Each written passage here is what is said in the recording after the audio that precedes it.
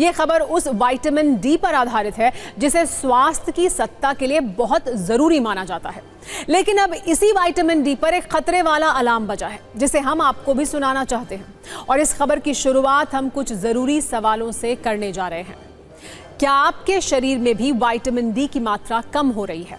क्या आप डॉक्टर की सलाह के बिना विटामिन डी की गोलियां खाते हैं? क्या आप विटामिन डी की कमी को पूरा करने के लिए सप्लीमेंट लेते हैं? क्या आप जानते हैं बंद कमरे में भी आपका विटामिन डी कम हो रहा है? क्या आपको ये मालूम है कि प्रदूषण भी विटामिन डी कम करने के लिए जिम्मेदार है? आप में से बहुत सारे न्यूज़ मित्र ये सोचेंगे कि आखिर प्रदूषण और विटामिन डी का क्या कनेक्शन है। तो इसे लेकर एम्स के डॉक्टर्स की ओर से एक बड़ा दावा किया गया है। दरअसल प्रदूषण की वजह से ज्यादातर लोग बाहर जाने या धूप में बैठने तक से परहेज कर रहे हैं, क्योंकि ये प्रदूषण कई गंभीर बीमारियों की वजह बन रहा है। लेकिन दावा किया गया है कि कमरे में बैठे बैठे भी शरीर में विटामिन डी की कमी हो रही है। अपने इस बयान में डॉक्टर ने पिछले दिनों हुई एक स्टडी का तर्क दिया है, जिसके अनुसार प्रदूषित इलाके में रहने वाले लोगों में विटामिन डी कम मिला है। ये वो लोग थे जो प्रदूषण से बचने के लिए अपने घरों से बाहर नहीं निकले, यानी कमरे में बंद रहे। जबकि जहां प्रदूषण कम था वहां लोगों में विटामिन डी की ज्यादा कमी नहीं मिली, यानी विटामिन डी की कमी उन लोगों में ज्यादा दर्ज हुई जिन्होंने प्रदूषण की वजह से धूप में बैठने तक से परहेज किया। लेकिन आपके सामने ये भी सेहत को लेकर एक बड़ा संकट है, क्योंकि बाहर गए तो प्रदूषण बीमार कर रहा है और कमरे में बंद रहे तो विटामिन डी की कमी हो रही है। ऐसे में सवाल यही है, करें तो क्या करें? जब हमने इस खबर पर दूसरे हेल्थ एक्सपर्ट से बात की तो उन्होंने जो बताया वो और भी ज्यादा चिंताजनक है। डॉक्टर्स के अनुसार विटामिन डी की कमी तो खतरनाक है ही, लेकिन जरूरत से ज्यादा विटामिन डी की गोलियां खाना उससे भी ज्यादा हानिकारक है।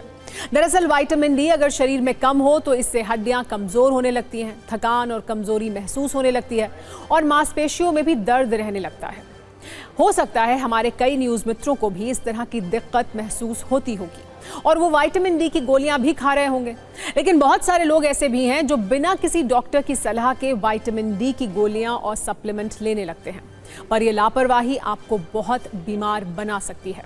अगर कोई व्यक्ति जरूरत से ज्यादा विटामिन डी की गोलियों का सेवन करता है तो उसे ब्लड प्रेशर की समस्या हो सकती है, सिर दर्द की दिक्कत हो सकती है, पेट से जुड़ी बीमारियों का रिस्क है, डायरिया की शिकायत है, कैल्शियम का बढ़ना और किडनी में स्टोन भी होने का खतरा है।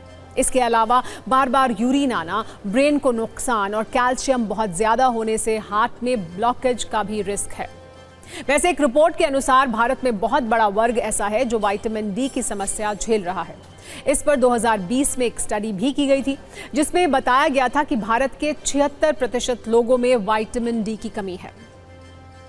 वैसे ऐसे कौन कौन से सोर्स हैं जिनसे आप प्राकृतिक तौर पर विटामिन डी ले सकते हैं, इसे भी नोट कर लीजिए। जैसे धूप को विटामिन डी का सबसे बड़ा और ज़रूरी स्रोत माना जाता है। इसके अलावा मशरूम, मछली और दूध में भी विटामिन डी की मात्रा काफ़ी ज़्यादा होती है। साथ ही अंडा और पनीर भी विटामिन डी ग्रहण करने का एक अच्छा जरिया है। लेकिन विटामिन डी के नेचुरल सोर्स के तौर पर डॉक्टर्स सूरज की रोशनी को ही संजीवनी मानते हैं। उन्होंने ये भी बताया कि सूरज की रोशनी कब सबसे ज्यादा फायदेमंद होती है। डॉक्टर्स के अनुसार सुबह 10 से लेकर दोपहर 2 बजे तक के बीच के किसी भी वक्त धूप में बैठना चाहिए, क्योंकि ये वो वक्त है जब सूर्य की रोशनी में अल्ट्रा वायलेट किरणें सबसे ज्यादा होती हैं। डॉक्टर्स का कहना है कि एक दिन में कम से कम 15 मिनट धूप में जरूर बैठना चाहिए, क्योंकि इससे शरीर को अच्छी मात्रा में विटामिन डी मिलता है।